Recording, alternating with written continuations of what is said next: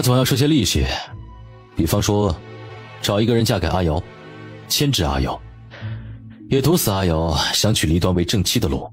因此这门婚事拒绝不得，如果拒绝，他再来追究离端的事情又回到起点，到时候离端就真的前途未卜了。他立刻便明白了这段话的意思。皇帝心知肚明地知道离端是他的女儿，如果是长公主还在的时候，他用离端拿捏一下长公主，也不是非得将离端送去和亲。但是长公主不在了，他看着离端就像是一根刺，一根必须要拔掉的刺。要想让陛下答应给大哥和小离赐婚，是不是要让大哥上交西北兵权？是。那是大哥7年的心血，是你们的理想，是西北的安稳。若落入他人之手，陆泱泱没法再说下去。这一切其实跟离端毫无关系，从根本上说，这只是皇权的斗争，是又一场皇权的斗争。离端也只不过是其中微不足道的一个牺牲品。就一定要让无辜的人牺牲吗？离端，大哥，下一个轮到谁？泱泱，你知道为什么那么多人一定要走到最高处，走到更高的位置吗？就是为了现在，为了在不得不做选择的时候有选择的权利。但即便是站在了那个位置，一样也在挣扎。有人能在其位谋其事，有人只会迷失在权力的漩涡里，越陷越深。离端的事情不是你能碰的，我跟阿瑶，我们也各自有各自的选择，这是我们的路。那我呢？我就眼睁睁的什么都不做吗？带着离端去西南吧，立刻就走，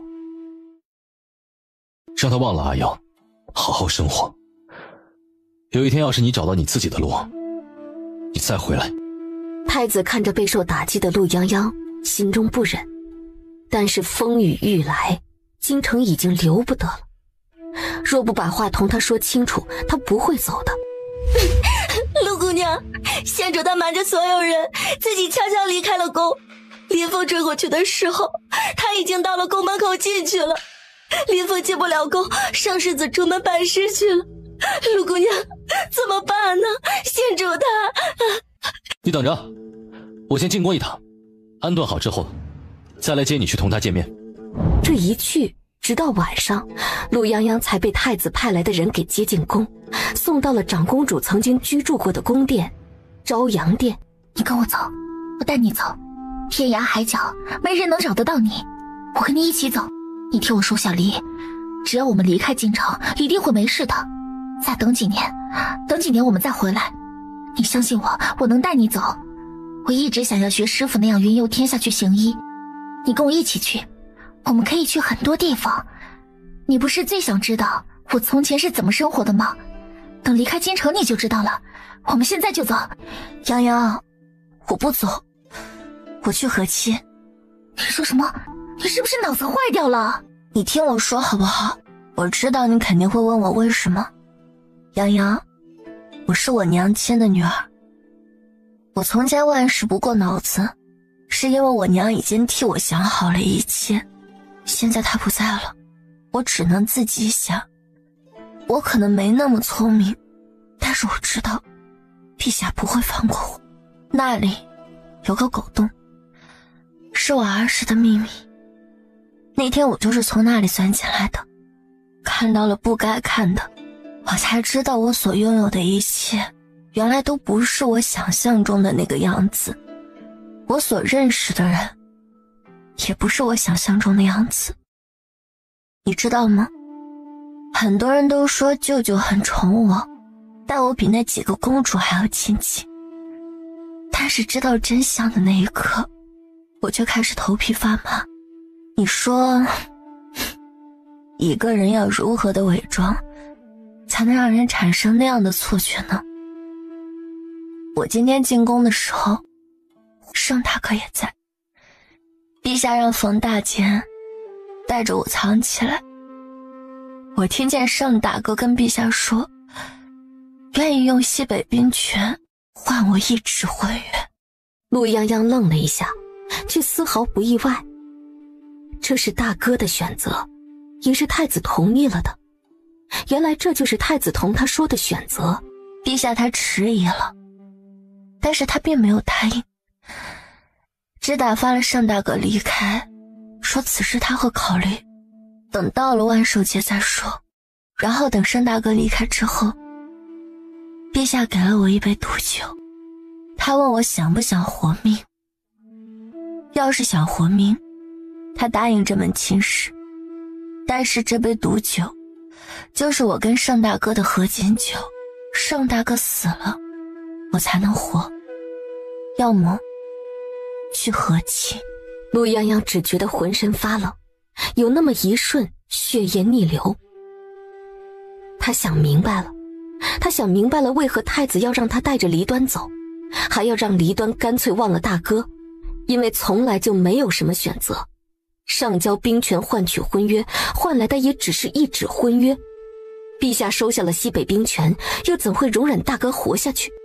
陛下连弯子都不屑于跟离端绕，直接让他选，是和亲还是让盛君瑶去死？我带你走。洋洋，没用的，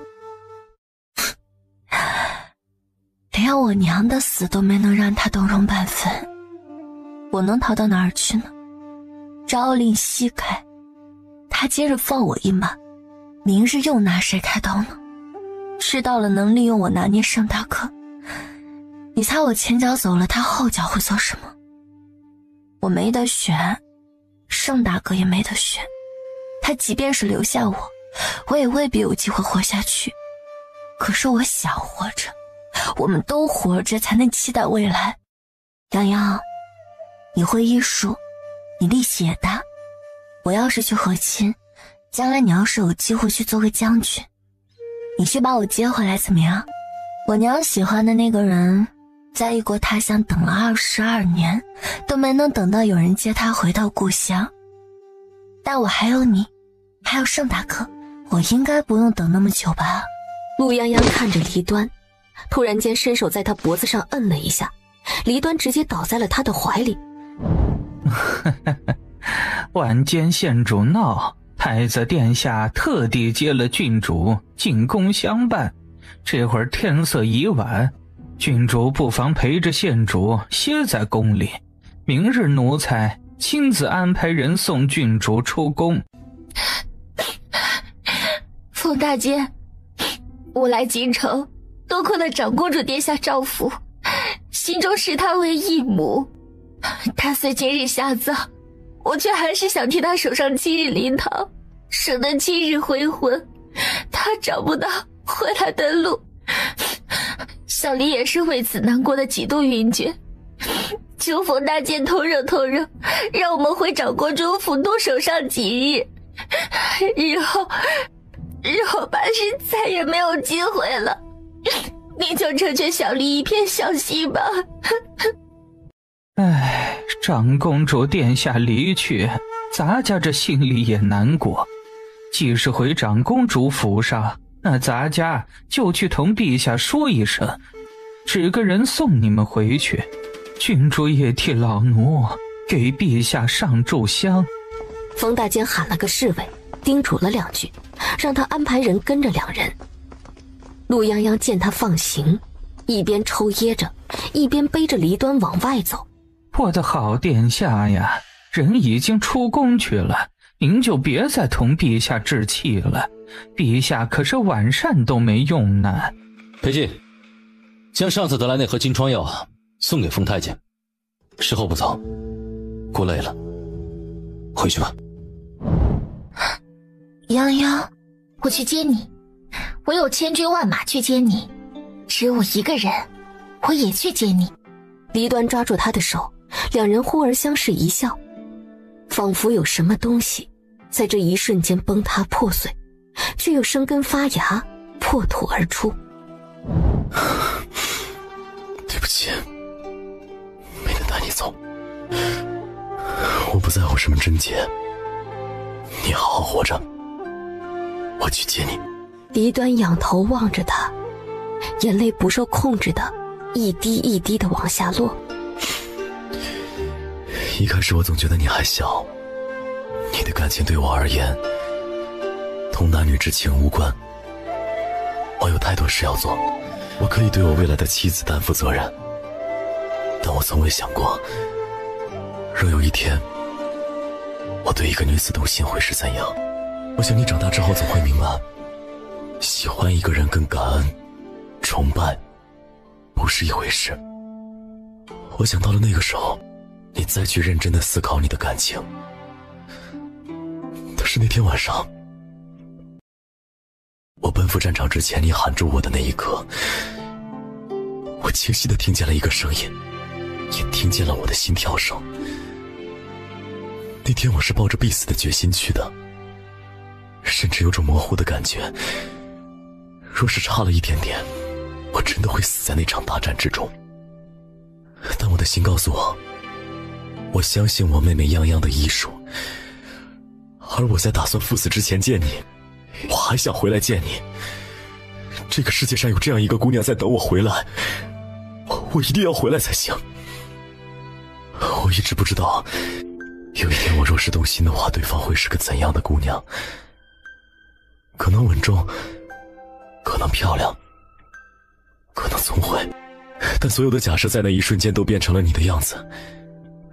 抱歉，李端，迟了一些，但我还是想郑重地跟你说一次，我心悦你，此生不改。他可以用他的命去换他一次自由，但他更希望那是真正的自由，是天下之大，他去他想去的地方，见他想见的人。如同阳关城危难之际，他千里奔赴而来，他如何不心动呢？这一次换成他去奔赴，如果前路满是荆棘，那就斩断所有的荆棘，接他回家。还有句话说了，你可不要不开心啊。你要是喜欢上别人，就别等我了，要是没有，就等上一等。那你呢？你会喜欢上别人吗？我只喜欢李端。四目相对，两人看见眼中的彼此，心中空掉的那一块终于被完完整整的填满，仿佛拥有了无穷的力量。这只银簪里加了特别的材料，比寻常银簪要硬上许多，可以用来防身。先前定做这枚簪子的时候，只想着能赶在你及笄那日送给你，不曾想晚了几日。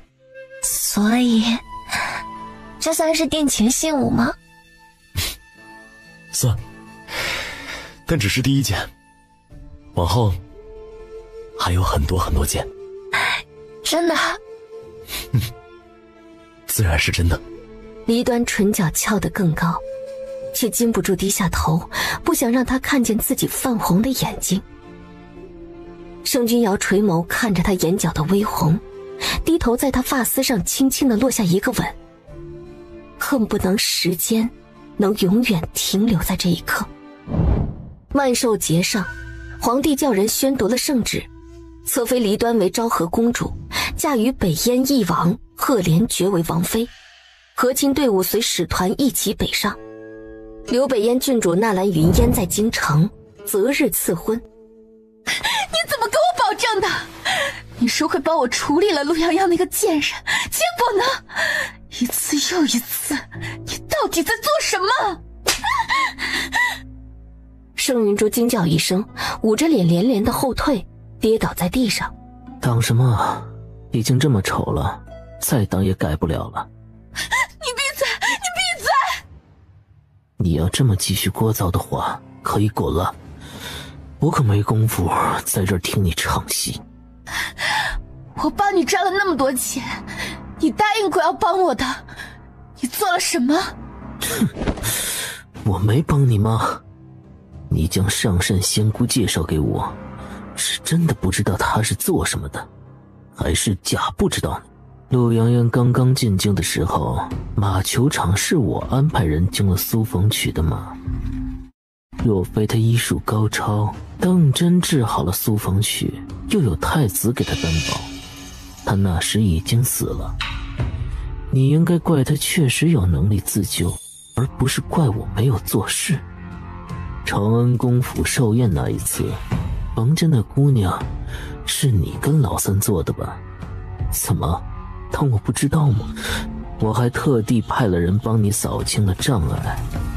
只是可惜，陆泱泱十分警觉，又被他躲过了。你不该怪自己无用吗？啊，还有这次，是谁有意无意地跟我提过，朔州上林村瘟疫死了一村子的人？哼，真是可怜啊！本殿下找人过去的时候，可没见了死了一村子的人，只不过是有一家人感染了天花，没钱买药，只能被关着等死，确实可怜。所以你杀了他们？不都是要死吗？我好心送他们一程罢了。你跟老三将这个消息拐弯抹角地透露给我，不就是想利用我除掉盛君瑶吗？盛云珠啊，盛云珠，你都不愧是3岁就能做出杀人灭口事情的人，现在在我面前装什么呢？我没有。哼，不重要。本殿下并不在意你是个什么东西，你唯一的用处呢，是你确实有点邪门在身上。让我猜猜，你所知道的那些事是怎么来的呢？难道是已经发生过的？瞧你这么胆小呢，你说老三知不知道呢？你们利用我这么多次，他应该是知道的吧？知道你大概是个什么孤魂野鬼，确实是有几分歧义。你既然知道三殿下利用你，为什么还要被利用？还能为什么呢？好玩啊！你想啊，老三那么道貌岸然的人，做点脏事总是那么不干脆，总想着怎么拐弯抹角，多累呀！本殿下当然要帮他一把了，不然他怎么跟太子斗呢？他们要是斗不起来，这无聊的京城该多么的没意思呀！你说是不是？盛云珠只觉得浑身胆寒，浑身的汗毛都竖了起来。他就知道这个大殿下一直都不正常。你今天找我是想做什么？倒也不做什么，买个消息。大殿下唇角含笑，望着盛云珠。知道小医仙吗？他人在哪里？告诉我。你能给我什么？这么急着问我要东西，哼，你果然是个贪心的。这样吧，2选1，一样呢能治好你的脸，另外一样是个好东西，无色无味的青花伞。比起上次长安公府你找的那个废物用的那种，有用的多。任陆泱泱有个狗鼻子也闻不出来，验不出来。只要给他用了，你想让他被谁毁了就被谁毁了。怎样，本殿下是不是很有诚意？选吧。我再卖你一个消息，两个我都要。大殿下被软禁之后，西北天花一案也告一段落，盛君瑶再次启程离京。转眼便到了端午，京城仿佛一下子便热闹了起来。你确定刚刚那酒给那个陆泱泱送过去了吗？确定，我看见他喝了，我已经把他送到西边那个房间去了。你放心，保管能成事儿。那就好，赶紧回去，别叫人看出端倪，事后少不了你的好处。我知道，二小姐吩咐的事儿，我肯定好好办。平儿姐姐，那我见二小姐伺候的事儿，你可要帮我多美言几句。知道了，快去吧。有人给泱泱下药。二小姐，这里是程大将军府，那就是陈淑锦。盛云娇来不及多想，急忙朝着曲水阁那边走了过去，正找着，忽然在一个房间门口闻到了一股甜腻的香味儿。他忍不住蹙眉，刚要推开门看看怎么回事，门突然被打开，他也被一股大力给拽了进去。救命！洋洋，你有没有见到娇娇啊？她说来找你，可我找了一圈也没见着她呀。我这里七上八下的，不会出什么事儿吧？娇娇并没有来找过我，她离开多久了？有半个多时辰了。我陪你去找。夫人，不好了，厢房那边出事儿了！天哪，这不是盛家四小姐跟郑国公府的二公子吗？他们这是……光天化日之下，简直不知羞耻！娇娇，盛子谦，你还是不是人呢？你怎么能这么做？二嫂，你这是做什么？盛一飞，你给我滚！你养出来的畜生，敢这么欺负我女儿！我今天就是打杀了他，也是他活该！二嫂，你看这话说的，娇娇跟子谦也是嫡亲的表兄妹，事情既然已经发生了，无论怎么回事儿，我这个当姑母的肯定不会亏待了娇娇的，你放心，我这就回府让人上门提亲，保准把婚礼办得风风光光的。我呸！谁稀罕呢？我告诉你，我今天非要这个畜生偿命不可！我们家娇娇凭什么受这种委屈？嫁到你们家，你做什么梦呢？也不撒泡尿看看你儿子配不配？二嫂，你这话可就过分了。我们家子谦长得也是一表人才，年纪轻轻也考过了秀才，读书也不错，将来大有前途，又是郑国公府唯一的嫡孙，怎么就配不得娇娇了？事已至此，还是好好商量商量这婚事。女儿家的名声是很重要的。可不是嘛，郑家那孩子呀，长得也不错，清清秀秀的，一表人才，不光是公府嫡孙，自己也争气呀。这表哥表妹的都是自己人嘛，日后日子过好了，比什么都重要。依我看啊，许是这俩年轻人早就有意思，这宴席上喝多了酒，一时忍不住也是有的。你给我闭嘴！胡说八道什么呢？我们家娇娇根本就没喝酒。二夫人都要气糊涂了，她是很着急女儿的婚事，但是她就这么一个女儿，也知道女儿的性格脾气单纯，没什么心机，所以在挑选夫婿的事情上，她就格外的慎重，不求对方家世有多高，主要是看家庭看人品。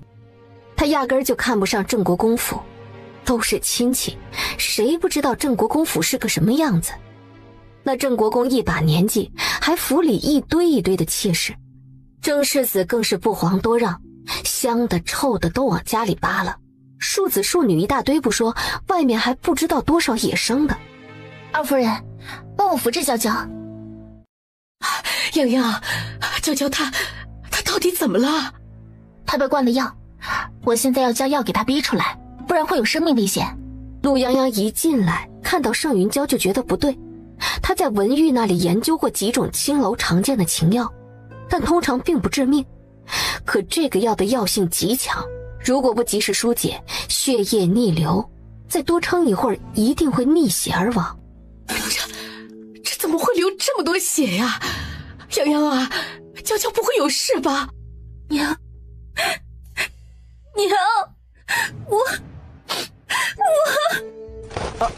二舅母，我是真心喜欢表妹的，求二舅母成全。我发誓，日后我一定好好对待表妹，此生不离不弃，这绝不纳二色。若有违反此事，天打雷劈！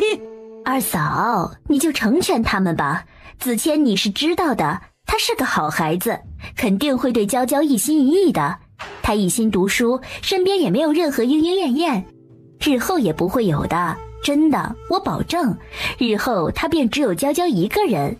这郑家公子倒是个有担当的，这世间能有几个男儿能说出不纳二色这种话，可见是真的上了心。平时就听说郑公子很是洁身自好，从不去青楼妓馆，最多只是跟同窗去茶楼喝个茶，人品是真的没得说。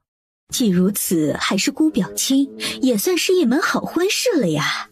对呀，二夫人不如就应了，也算是成全了一双小儿女。众人的议论声越来越大，二夫人觉得难堪至极。她今日真的是万分后悔，她就不该把娇娇叫过去。泱泱懂医，若是跟着泱泱在一起，指不定就不会误喝了这药。可现在想这些都没有用了，她女儿的名声已经毁了，今日若是没个解决的章程，日后怎么办？娇娇，你现在感觉怎么样？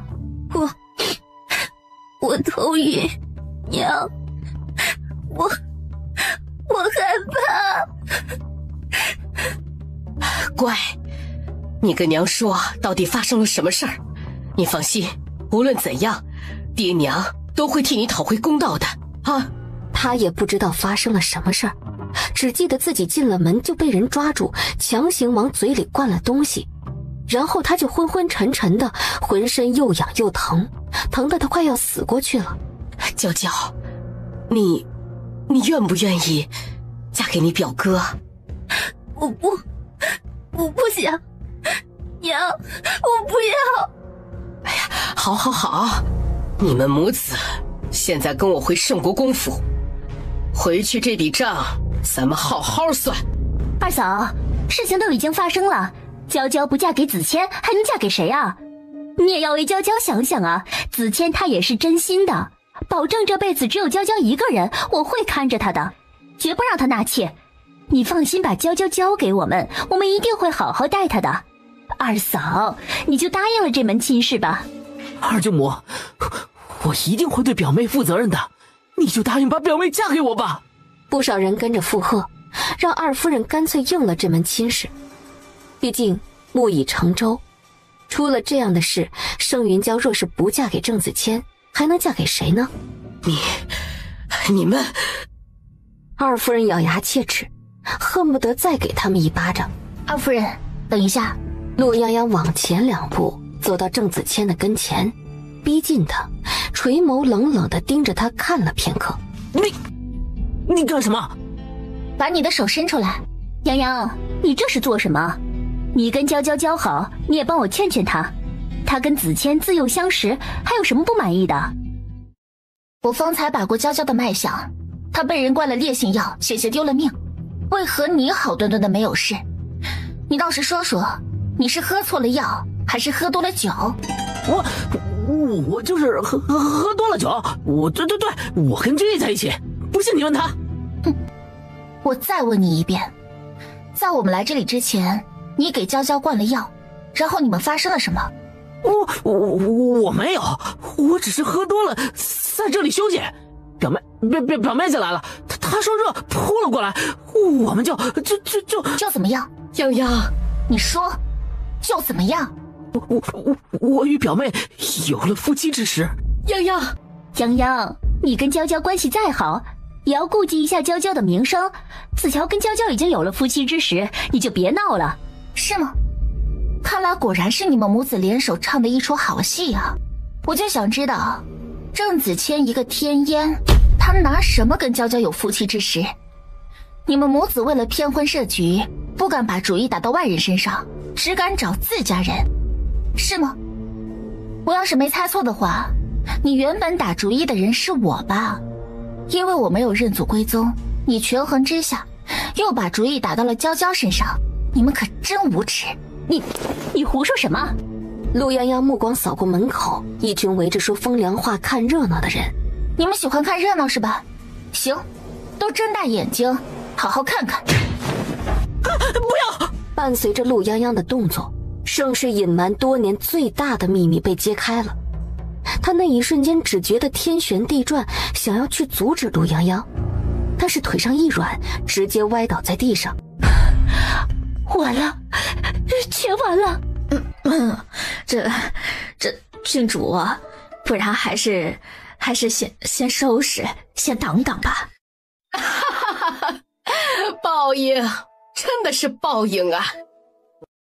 亏你还是个读书人，简直是丢尽了读书人的脸，连这种设计毁坏女子名声骗婚的事情你都能做得出来，活该你断子绝孙呢！还读什么书啊？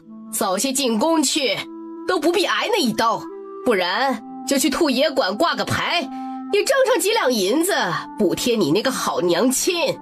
二夫人骂完，只觉得浑身畅快，方才被那母子二人联手逼迫的憋屈躁郁都顷刻间一扫而空。真是老天有眼。我的儿啊，你且放心，泱泱给你解了毒，你好得很。他设计这一出不过就是装腔作势，半点也碰不得你。盛云娇方才吓得精神紧绷，尤其是被逼婚的那一瞬间，只觉得浑身的汗毛都竖了起来，脑子里嗡嗡直响，恨不得去死了算了。眼下峰回路转，他一时激动，猛地呕了一口黑血出来。泱泱，你快看一眼娇娇啊，她这是怎么了呀？二夫人放心，娇娇方才大喜大悲，郁结于心，吐了这口淤血便没事了。而门口看热闹的人非但没有减少，反而还越来越多，表面上不好意思，嘴上却止不住的议论。这连瞧都瞧不见，能有黄豆大吗？哎呀，怪到骗婚要骗到自家亲戚头上，这若是换成旁人，那还不得打上门去啊！你这个黑心的死丫头，你到底跟我们什么仇啊？你这么害我们，是你对不对？你懂医术，你到底对我儿做了什么，把他害成这样？我要你偿命，一定是你害的。哼，现在觉得被议论的滋味不好受了吗？刚刚我让他说实话的时候，他为何不说？现在舒服了吧？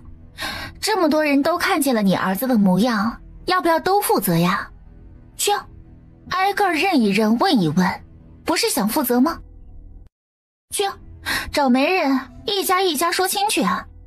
左右我们今天在场的人都把你儿子给看光了，也没有什么好名声了。你挨个问问，看哪家愿意负责的，你早日打包，把你嘴里这会疼人会读书此生不纳二色的好儿子给嫁出去。我确实懂医术，别的不说，补肾壮阳的药方我还是会几样的。我虽不是盛家人，血缘上还是有几分亲戚，我也不能否认。但你把儿子嫁出去，我多送几副药随份子，满意了吧？你闭嘴，臭丫头，你闭嘴！我杀了你！我杀了你！你倒是不用对我喊打喊杀。今天你们母子为了骗婚，联合给人下药，差点害了娇娇性命，此乃谋杀；散播谣言，意图毁人名声，此乃口舌之罪。还有，今儿个有个丫鬟给我倒酒，不小心洒了我一身，我当时没有觉得奇怪，现在想想也有些古怪。那衣服我还留着，我待会儿就让人去验一验，若那酒有问题，便是你连我的命也要谋害。我虽不才，也是当今陛下亲封的郡主，你意图谋害我性命，我现在就去衙门告你们。不行，不能报官，绝对不能报官。盛世一下子清醒过来，泱泱，我错了，姑母错了，姑母真的不是故意的，我是真的喜欢你，你忘记了吗？你刚回府的时候，我就给了你见面礼，每次你祖母为难你，我都有替你说话的，我是真的把你当亲侄女看待。你想想，你好好想想，我一直都对你很好的，我一时鬼迷心窍，你放过我，放过你表哥吧，好不好？我求你了，我真的不是有意的，你放过我吧。所以你承认了，你从第一眼见到我，看到我从乡下来，就觉得我好骗，就打算算计我嫁到你们家去。后来我没有认祖归宗，你眼见没有别的法子了，又同二夫人说亲不成，就打算用这种下作的方式来骗婚，对吗？不是的，泱泱，你相信我，我是真心的。无论是你还是娇娇，只要嫁过去，我一定会对你们好的。做你的春秋大梦去吧。我告诉你，今天的事情谁也别想善了，我一定追究到底。娘，你救救我，你救救我，我不想坐牢，我不想坐牢啊！是你跟我说你今天想法子会给陆泱泱下药，让我也喝了药酒。你说要是没成功也没关系，你会让人找机会把娇娇也骗过来的，到时候我想要谁都可以。我现在不想要了，我真的不想了，我谁都不想要了，我不要坐牢啊！